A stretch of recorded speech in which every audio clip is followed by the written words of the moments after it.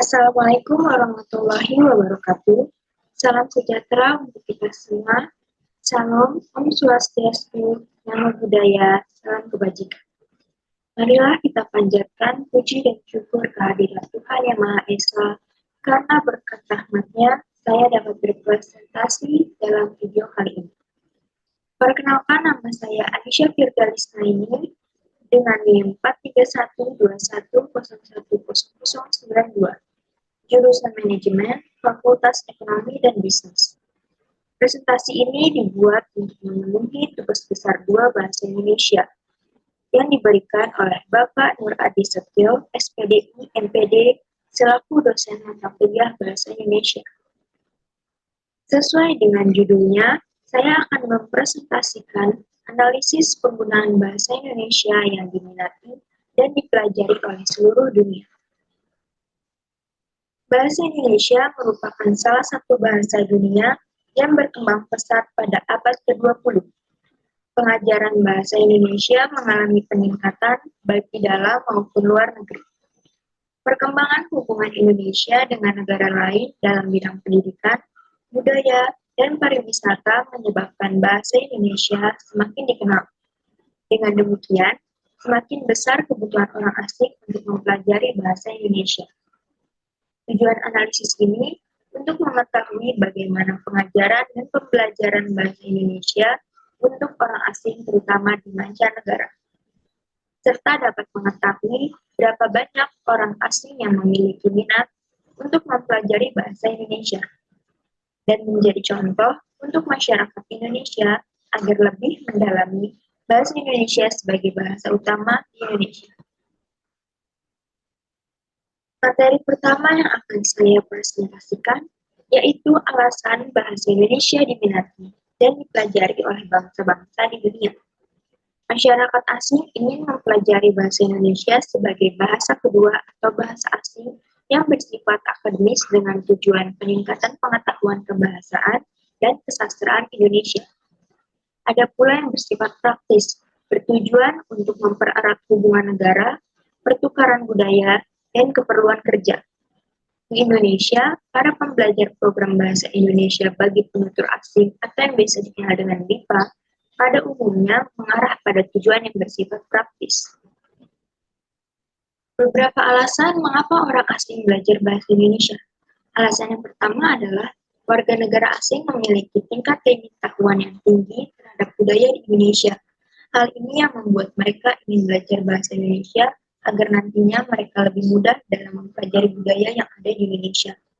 Alasan selanjutnya, banyaknya minat warga Indonesia untuk berlibur ke luar negeri, membuat warga negara yang sering dikunjungi warga Indonesia menjadi tertarik untuk belajar bahasa Indonesia dan menjadi pemandu wisata.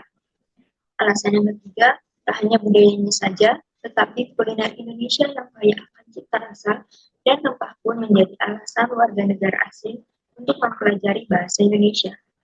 Dan alasan yang terakhir, di Vietnam bahasa Indonesia dijadikan bahasa kedua yang diajarkan secara resmi, karena di kawasan ASEAN bahasa Indonesia menjadi bahasa pengantar utama.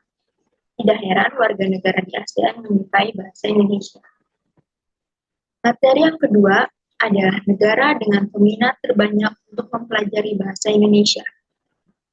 Kementerian Luar Negeri Republik Indonesia mengatakan bahwa Wikipedia berbahasa Indonesia kini berada di peringkat 25 dari 250 Wikipedia berbahasa asing di dunia. Pada tingkat Asia, bahasa Indonesia berada di peringkat 3 setelah Jepang dan Mandarin. Kemenlu juga mengatakan setidaknya ada 52 negara asing yang membuka program studi bahasa Indonesia. Berikut beberapa contoh negara peminat terbanyak yang mempelajari bahasa Indonesia. Yang pertama ada Mesir. Mesir baru saja membangun pusat studi Indonesia yang berada di Suez Canal University untuk lebih mendalami Indonesia dari semua aspek mencakupi ideologi, politik, sosial dan budaya, ekonomi, dan pertahanan keamanan. Selanjutnya ada Vietnam. Sudah sejak lama bahasa Indonesia dipelajari oleh masyarakat Vietnam. Bahkan salah satu kotanya yaitu kota Ho Chi Minh mempelajari bahasa Indonesia sebagai bahasa kedua. Selanjutnya, negara Korea Selatan. Ada beberapa universitas di Korea Selatan yang membuka program studi bahasa Indonesia, misalnya di Busan University of Foreign Studies dan Hankook University of Foreign Studies. Dan negara yang terakhir yaitu Italia. Italia memiliki klub sepak bola yang telah meluncurkan situs resmi mereka dalam bahasa Indonesia, seperti Juventus, Inter Milan, dan AC Milan. Materi ketiga yang akan saya terangkan yaitu kelebihan dan kekurangan bahasa Indonesia dibandingkan bahasa negara lain. Perkembangan bahasa Indonesia terus meningkat pesat, bahkan melebihi bahasa induknya yakni bahasa Melayu.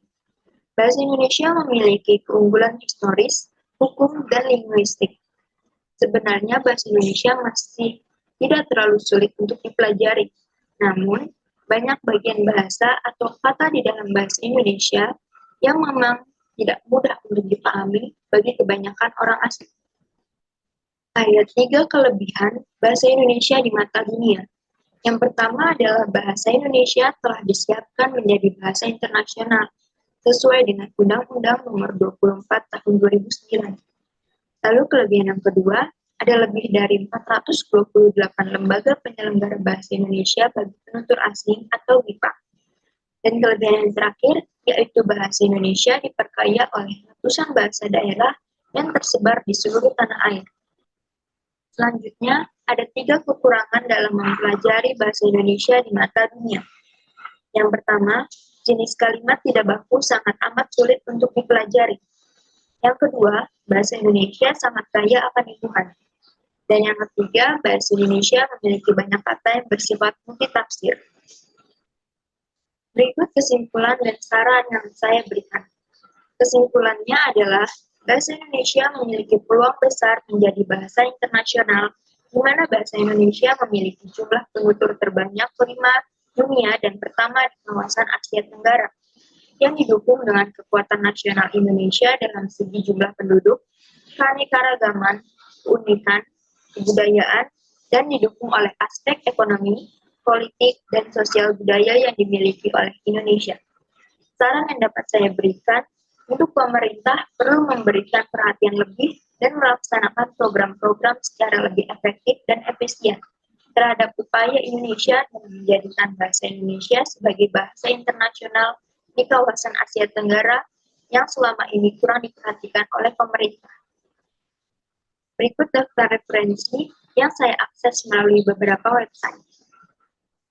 Saya rasa cukup untuk mempresentasikan materi tentang analisis penggunaan bahasa Indonesia yang diminati dan dipelajari oleh seluruh dunia.